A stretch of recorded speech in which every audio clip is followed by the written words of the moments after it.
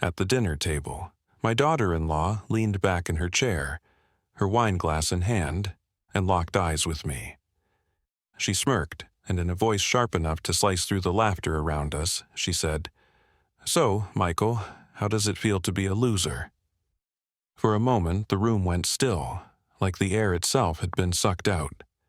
Then, suddenly, laughter erupted around the table. My son chuckled nervously.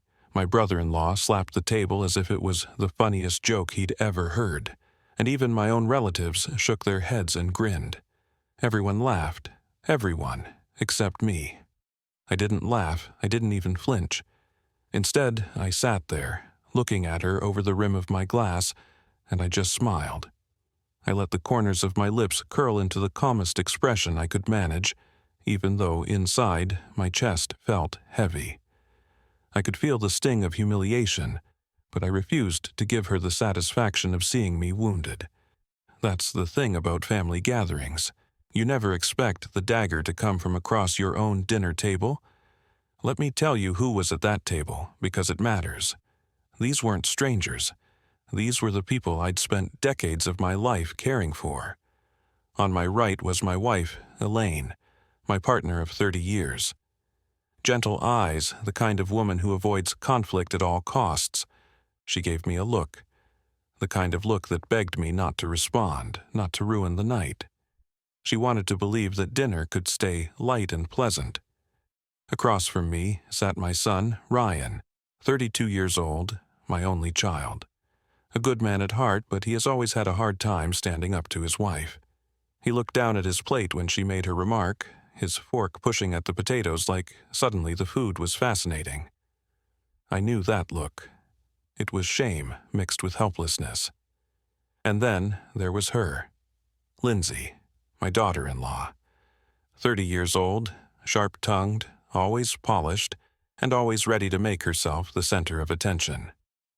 She had this way of turning every family moment into a stage where she was the star and the rest of us were just background characters.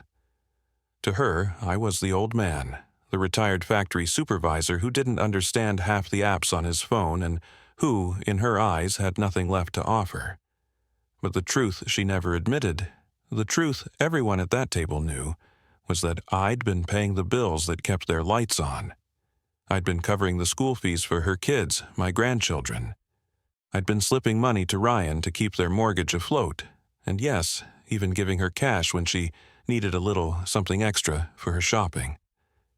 She called me a loser, but the life she flaunted was one I quietly financed. So, when her words hit the air, "How does it feel to be a loser?" it wasn't just an insult, it was betrayal. It was arrogance built on the very support I had been providing. And everyone laughed. I scanned their faces one by one. My brother-in-law, Charles, guffawing like it was comedy night. My cousin, Diane, shaking her head and whispering something under her breath to her husband. Even the younger relatives were giggling. It's funny, isn't it? How easy it is for people to laugh when the joke isn't on them, but not me. I stayed still, calm. My smile never faltered, because I knew something they didn't. I let the laughter rise, peak, and then slowly die out, the way a wave crashes against the shore and fades back into the ocean. And in that silence, I leaned forward slightly, keeping my eyes on Lindsay. I spoke softly but firmly enough that every person at that table heard me. "That's a good question, Lindsay. But here's mine. How does it feel knowing this loser won't be paying your bills, your groceries, your kids' school fees, or your shopping trips anymore?" The smile vanished from her face instantly. Her laughter froze mid-breath. Color drained from her cheeks as her eyes widened, like she'd just been stripped bare in front of the whole family. No one laughed this time. Not a single sound came from the table. The air felt heavy, thick with tension, and for the first time that night everyone was looking at me, not as the butt of the joke, but as the man who had just turned the entire dinner upside down with a single sentence. That was the moment everything changed. Retirement isn't what people think it is.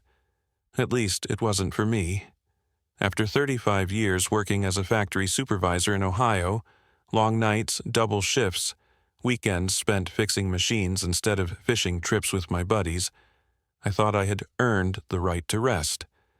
I thought stepping away from the grind would mean peace, more time with my wife Elaine, and weekends filled with backyard barbecues, laughter, and the smell of burgers on the grill.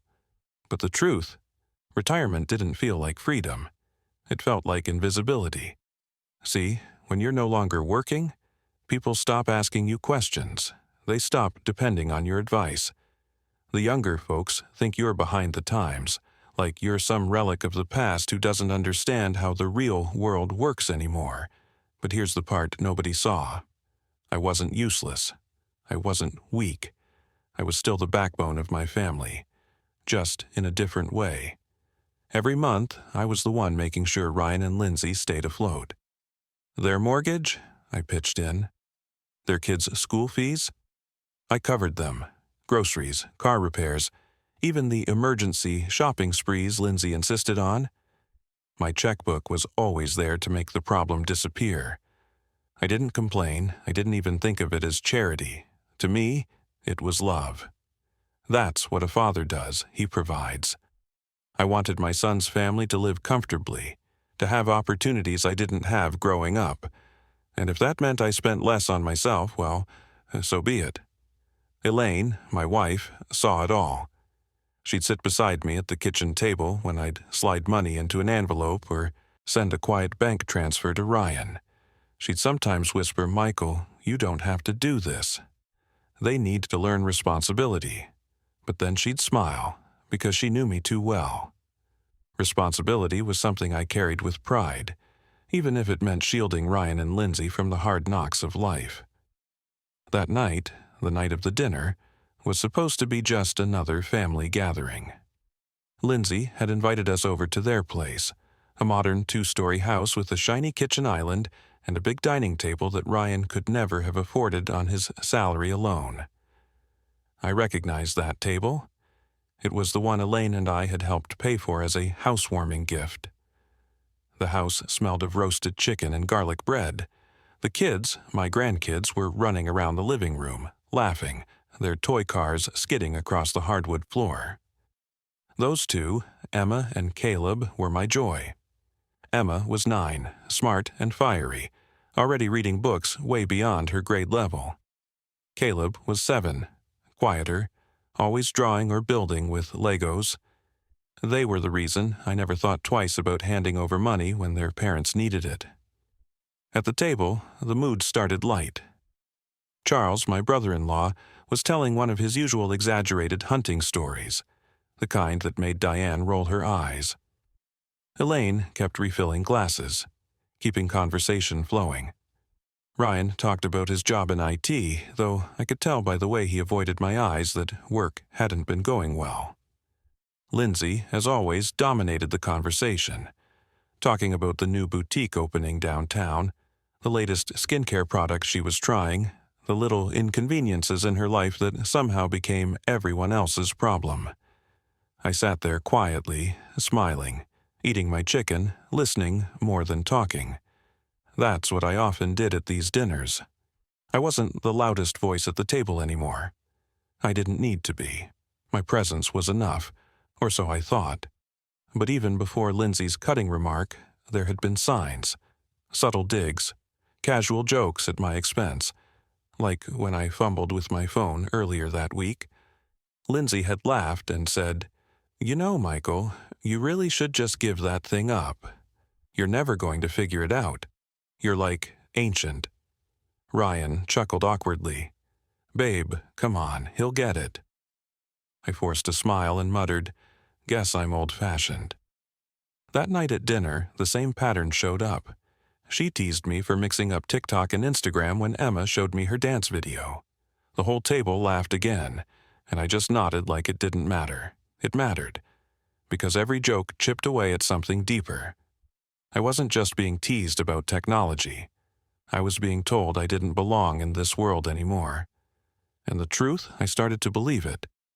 Maybe I was outdated. Maybe the years of grease-stained uniforms and factory floors had left me behind in a society that worshipped youth, money, and status, updates. But beneath the surface, something stronger lived inside me, a quiet pride. Pride that I had built a life where my family didn't have to suffer the way I had. Pride that, even in retirement, I was still the silent force holding everything together. So, as I sat at that table, watching the laughter ripple around, listening to Lindsay's sharp tongue dominate the room, I felt the weight of two truths. 1, they thought I was expendable. 2, they had no idea just how much they depended on me. That's why her words, the ones she threw like daggers, cut so deep. And that's why, when the time came, I chose to respond in a way that none of them saw coming. Dinner had been going smoothly enough, at least on the surface. The chicken was juicy, the garlic bread crisp, and the wine was flowing a little too freely. Laughter filled the room, the kind of easy chatter that makes a family dinner feel warm. But beneath it, I could sense a different energy, a sharp edge hiding in the laughter, especially from Lindsay. She had always been quick with her tongue, but that night she seemed more determined than usual to keep me at the center of her little stage. "Michael," she said halfway through the meal, swirling her glass of wine as if it gave her authority, "do you even know how to use online banking? Ryan was telling me you had to drive to the bank just to check your balance last month." The table chuckled. I gave my polite smile, the one that covered every sting. "I guess I like doing things the old way," I said, spearing another piece of chicken. She smirked, not satisfied. "Old way?" "More like the dinosaur way." The laughter grew louder. Even Charles, who usually stayed neutral, let out a booming laugh. Diane nudged him to stop, but he kept chuckling. I glanced at Ryan, my son, my boy, who once looked up to me for everything. He was quiet, sipping his drink, avoiding eye contact. He didn't defend me, not even with a half-hearted, "Come on, don't be mean." That hurt worse than Lindsay's words.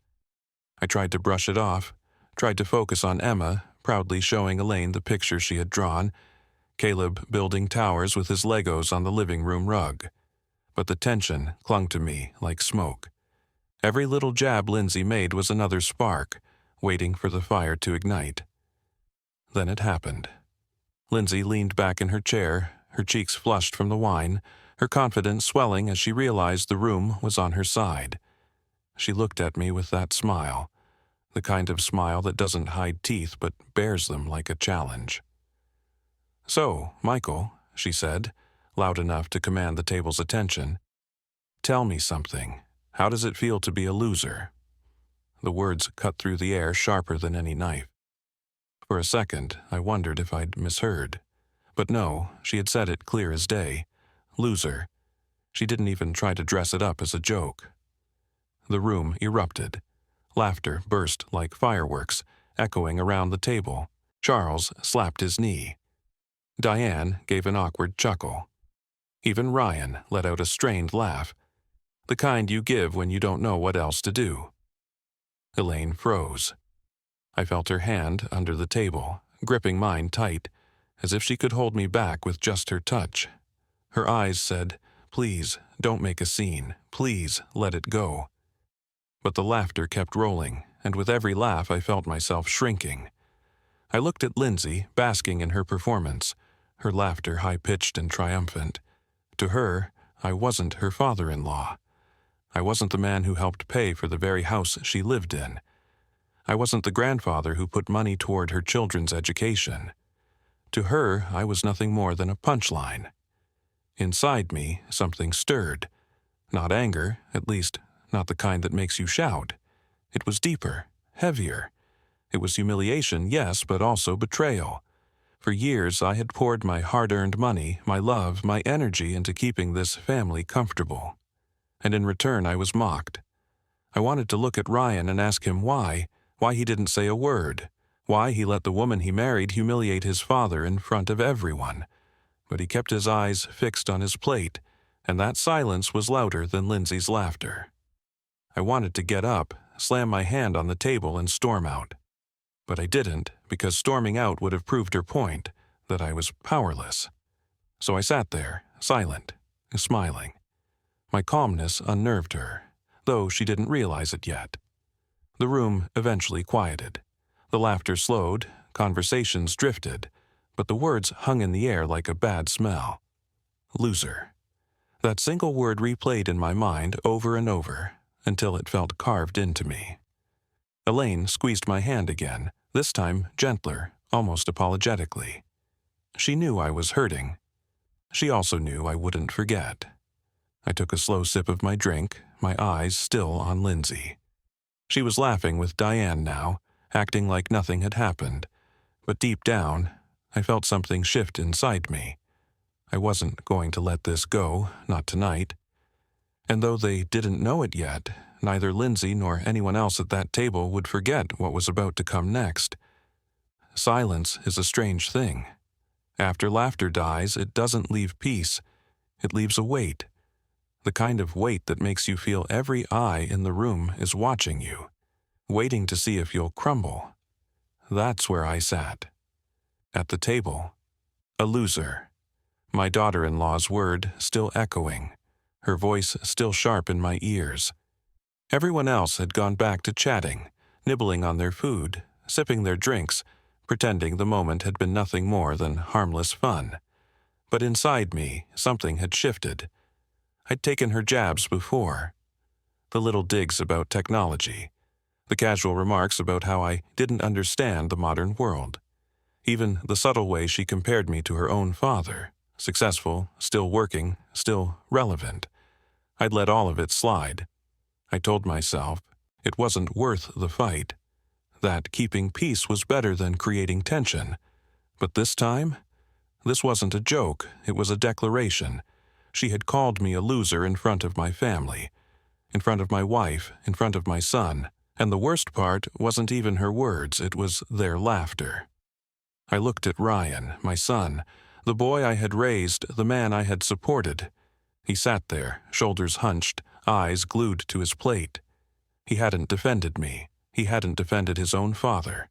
That cut deeper than anything Lindsay could have said. Elaine's hand still rested on mine under the table, her fingers pressing gently, as if to say, "Let it go, Michael. Please don't make a scene." Her heart was always in the right place, but she didn't understand. This wasn't about saving face. This was about respect. Respect that I had earned and would no longer allow anyone to strip from me. So I made a decision. Not the decision to explode in anger. That would have been easy. Slam my fist on the table, raise my voice, storm out. That's what Lindsay expected. That's what would have confirmed her picture of me as bitter and weak. No, I decided on something else. I decided to speak calmly, to cut sharper with words than she had ever managed with mockery, to remind her, and everyone else at that table, exactly who I was and what I had done for them. I straightened in my chair, letting go of Elaine's hand. She turned her eyes to me immediately, nervous. I gave her a small, reassuring nod. Then I set my fork down, wiped my mouth with the napkin, and waited. I waited until the room quieted again, until Charles finished his half-hearted story, until Lindsay had leaned into Diane, whispering some new comment that probably wasn't worth hearing. And then I cleared my throat. The sound wasn't loud, but it carried. The chatter faded. All eyes turned back to me. For the first time all evening, I held the stage. I looked straight at Lindsay. I didn't raise my voice. I didn't scowl. I let my tone stay even, calm, measured, like I'd rehearsed it in my head 1,000 times. "That's a good question, Lindsay," I said, my smile steady. "How does it feel to be a loser?" "Well, I'll answer you, but first, let me ask you something." Her smirk wavered, just a flicker, but I saw it. I leaned forward slightly, resting my elbows on the table. My voice was steady as stone. "How does it feel, knowing that this so-called loser has been paying your bills? How does it feel knowing this loser has been covering your groceries, your kids' school fees, even your shopping trips? How does it feel knowing the life you laugh from is one I've quietly made possible? Her glass stopped halfway to her lips. The color drained from her face. The smugness she wore like armor shattered in an instant. The table was silent. Not a cough, not a nervous laugh. Nothing but the weight of my words hanging in the air. I didn't stop there. For years, I've given, without asking for thanks. I've supported you, Ryan, the kids. I've done it because I love my family. But don't mistake my generosity for weakness. Don't mistake my silence for shame. I've carried this family, and if that makes me a loser in your eyes, then maybe you need to take a harder look at yourself. I leaned back, picked up my glass, and took a slow sip. The silence stretched. No one dared speak. Even the kids, sensing the tension, had gone quiet in the living room. In that moment, I didn't feel humiliated anymore. I didn't feel old or useless or small. I felt powerful, because for the first time in years, I had spoken my truth. And from the look on Lindsay's pale face, she knew she had lost far more than just the upper hand in a conversation. There's a moment in every man's life when he realizes he can no longer stay silent. That moment came to me at that dinner table. I'd spent years swallowing little insults, shrugging off the casual jokes, convincing myself that silence was the price of peace. But when Lindsay called me a loser and the table erupted in laughter, something inside me changed. I knew, right then, that if I let it slide again, it wouldn't just be another joke. It would be my place in this family, permanently sealed as the butt of their ridicule. And I couldn't allow that. I sat quietly, hands folded, feeling Elaine's fingers tighten around mine beneath the tablecloth. Her grip said everything her lips didn't. Michael, please, don't. Not tonight. I looked at her, my wife of 30 years, the woman who had held me together through factory strikes, layoffs, broken bones, and late nights. I loved her for her gentleness, but she didn't understand. Sometimes love means protecting dignity, even if it shakes the room. So I let her hand slip from mine. I sat straighter, shoulders back, chest steady. I didn't raise my voice, I didn't bang the table. That's what Lindsay would have expected. An outburst, something she could laugh about later, proof that I couldn't handle a simple joke. Number. What I chose was different. I chose calm. I waited. I let the hum of side conversations fizzle out. I let the clinking of glasses and forks fade until only the sound of my own breathing filled my ears. Lindsay leaned toward Diane, whispering something with that ever-present smirk, confident she'd won the night. That's when I cleared my throat. It wasn't loud, but it carried. The room stilled. Charles turned his head, Ryan glanced up reluctantly, Elaine froze, and Lindsay shifted her eyes back toward me. I met her gaze directly. Not a glare, not a scowl, just steady, unwavering eye contact. That's a good question, Lindsay, I began, my voice even. You asked me how it feels to be a loser. The smirk on her face faltered, just slightly. She hadn't expected me to answer. Well, let me ask you something in return. I leaned forward slightly, resting my forearms on the table. How does it feel knowing that this so-called loser has been paying your bills? Her eyes blinked. She opened her mouth, but no sound came out. I didn't stop. My words came measured, deliberate, every syllable hitting like a hammer. How does it feel knowing this loser has been covering your groceries, paying for your kids' school fees? How does it feel, Lindsay, that this man you laugh at has even funded your shopping trips? The room was dead silent. Not even the kids in the living room were making noise anymore. It was as if the house itself was holding its breath. Her face lost its color. The pink flush from the wine drained until she looked pale, exposed. She shifted in her chair, her fingers tightening around her glass, but her eyes betrayed her, wide, startled, unprepared. I didn't look away. For years, I continued, I've supported this family. I've done it quietly, without asking for recognition, without asking for thanks. I've done it because I love my son, because I love my grandchildren, because family means sacrifice. But don't you ever mistake my generosity for weakness. Don't ever mistake my silence for shame." I paused, letting the words sink in. Around the table, no one moved. Charles stared at his plate. Diane pursed her lips. Even Ryan, my own son, looked stunned, as if he was finally seeing the weight I had been carrying for him. I leaned back in my chair, picked up my glass, and took a slow sip. My voice was calm, almost casual, but every word carried steel. If being a loser means giving everything I have to keep this family afloat, then I'll wear that title proudly.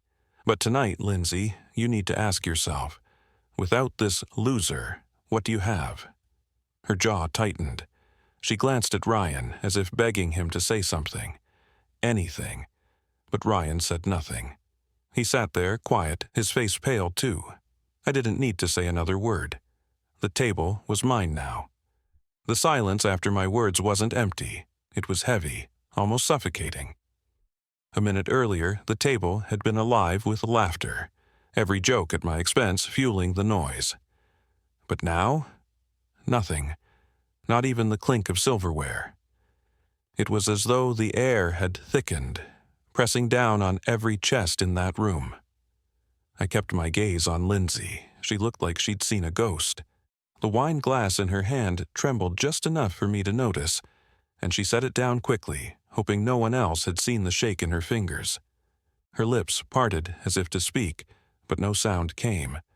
The confidence, the smirk, the biting humor, gone. Her eyes darted to Ryan, my son. For years, I had bailed him out, held him up, given him the chance to breathe when the weight of bills and responsibilities threatened to drown him. And now, for the first time in what felt like forever, he saw me not as the quiet old man at the table, but as the father who had made his life possible. He didn't laugh this time. He didn't even smile. He just sat there, his mouth tight, shame burning in his eyes. I saw it hit him. How much I had carried, how much he had let slide without acknowledgement, how much he had allowed Lindsay to mock without stepping in. Elaine reached for my hand again, but this time her grip wasn't pleading, it was proud. I felt the warmth in her fingers, the slight tremble that told me she was holding back tears. She had waited years for me to reclaim this space, for me to remind them all who I was. Across the table, Charles stared at his plate like it might offer him a way out of the tension. His laugh earlier now seemed foolish, even cruel. Diane sat stiffly, her lips pursed, clearly uncomfortable with the mess her niece had created. But Lindsay? She shifted in her chair, cheeks pale, eyes flashing with panic. She opened her mouth at last, her voice smaller than I'd ever heard it. "Michael, I didn't mean—" I raised a hand gently, cutting her off without raising my tone. "No, don't backtrack. You meant every word, and that's fine. But now you know the truth. This loser has been the foundation beneath your feet, and tonight that foundation stops letting you spit on it." Her mouth shut. She looked down at her plate, shoulders hunched, a shadow of the woman who had mocked me minutes earlier. The room stayed frozen in that silence, each person processing what had just unfolded. It was Ryan who finally spoke. His voice was low, almost broken. "Dad, I didn't realize—" He swallowed, his face red. I should have said something. I'm sorry I looked at him, my only son, and for the first time in years I saw the boy I'd raised. Not the man hiding behind excuses, not the husband letting his wife dictate the tone, but my boy finally seeing the truth. I gave him a small nod. No anger, no lecture, just acknowledgement. The kids padded into the dining room then, Emma holding Caleb's hand. "Grandpa, are you okay?" she asked softly, her big eyes filled with concern. I smiled for the first time since the night had started. "I'm fine, sweetheart.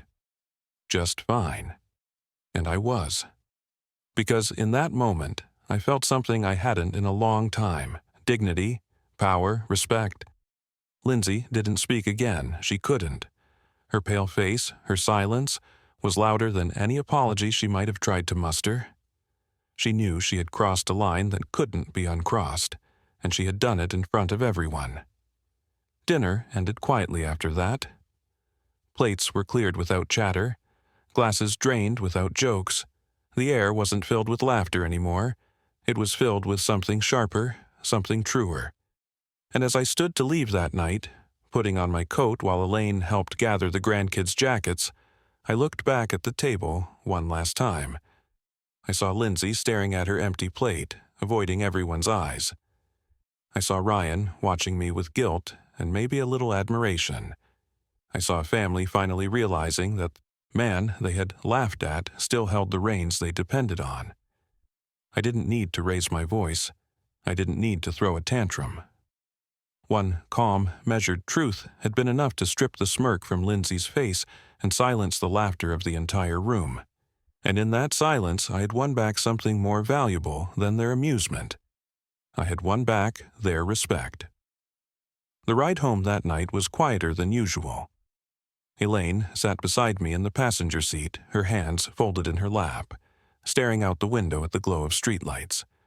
She hadn't said much since we left Ryan and Lindsay's house. I didn't push her. After 30 years of marriage, I knew her silence wasn't disapproval. It was processing. Finally, halfway home, she turned to me. Her eyes shimmered in the dim light. "Michael," she said softly, "I've never been more proud of you." Her words hit me harder than Lindsay's insult ever could. I hadn't realized how much I needed to hear them until that moment. I reached over and squeezed her hand, and for the first time all night, the weight on my chest lifted. The next morning, the phone rang. It was Ryan. His voice was hesitant, heavy. "Dad," he said, "I owe you an apology. For everything. I should have defended you. I should have said something years ago. I let him talk. He confessed things I already knew, that their finances had been shaky, that Lindsay pushed him to keep asking me for help, that he never pushed back because he didn't want conflict in his marriage. He admitted he'd let her belittle me because it was easier to stay silent. Son," I told him, my voice calm, "being a man isn't about keeping the peace. It's about standing for what's right, even when it's hard. Last night, you saw what silence costs." He didn't argue. He didn't make excuses. He just said, "You're right." And in that moment, I believed he meant it. As for Lindsay, she didn't call. Not that day, not the next. Elaine heard through Diane that she was embarrassed and humiliated by what had happened. She told her side of the story, of course, painting me as cruel, unforgiving, out of line. But I didn't care. For once, the narrative wasn't hers to control. The truth was plain. I had drawn a line. I didn't stop loving my family after that night. I didn't stop being a father, a grandfather, or even a provider in ways that truly mattered. But I stopped being taken for granted. I stopped allowing myself to be disrespected in the name of jokes. A week later, I saw Emma and Caleb. They ran up to me, hugging me tight, asking when we could go fishing again. To them, I wasn't a loser. I was Grandpa, the man who taught them how to ride bikes, who fixed their toys when they broke, who always had time to listen to their stories. Their love reminded me of the most important truth. Respect doesn't come from money. It comes from the way you live, the way you give, and the way you refuse to let others strip away your dignity. Looking back, I don't regret a single word I said at that dinner table. For years, I had confused silence with strength. I thought swallowing my pride meant protecting my family. But silence without boundaries isn't strength, it's surrender. And that night, I finally took back what I had surrendered. Lindsay may never see me differently. Maybe in her eyes, I'll always be the old man who doesn't understand her world. That's fine. Her opinion doesn't define me. What matters is that my son saw me, my wife saw me, my grandchildren will remember me as someone who didn't let disrespect stand. And maybe, just maybe, Ryan will learn from me. Maybe he'll find the courage to stand taller in his own marriage, to protect his dignity the way I finally protected mine. Because that's the lesson I want to leave behind. Family love should never mean losing yourself. Helping doesn't mean tolerating disrespect, and being quiet doesn't mean being weak. That night, at a simple dinner table, I reclaimed more than my pride. I reclaimed my role, not as a provider, not as a wallet, but as a man who demands the respect he has earned. So when people ask me now, do you regret it? Do you regret putting Lindsay in her place? I answer without hesitation. No, I regret waiting so long. And that's my story. A simple family dinner that turned into the night I finally stood up for myself. If there's one thing I hope you take away from this, it's this. Never let anyone make you feel small for the sacrifices you've made. Boundaries aren't disrespectful. They're necessary. Dignity is worth more than money, and respect is something you have the right to demand, even from family. Now, I'd love to hear from you. Have you ever been in a situation where someone close to you disrespected you in front of others? How did you handle it? Share your story in the comments below. I read every one of them. If this story connected with you, if it made you think or stirred something inside, please give this video a like. It really helps more people find these stories. And if you want to hear more powerful real-life stories like this one, subscribe to the channel and hit that notification bell so you don't miss the next one. And of course, if you know someone who needs to hear this lesson, maybe a friend, maybe a family member, share this video with them. You never know who might need that reminder to stand up for themselves. Thank you for watching, thank you for listening, and remember, respect starts with you.